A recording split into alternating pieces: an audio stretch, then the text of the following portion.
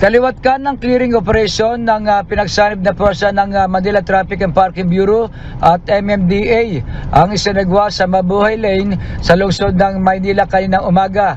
Ayon kay Jack De Acosta, Sector 3 Commander ng MTPB, higit sa 30 sasakyan ang nato mula sa Mabuhay Lane sa Oroqueta Street, Santa Cruz, sa Tayuman Street, Abad Santos Avenue at Rizal Avenue.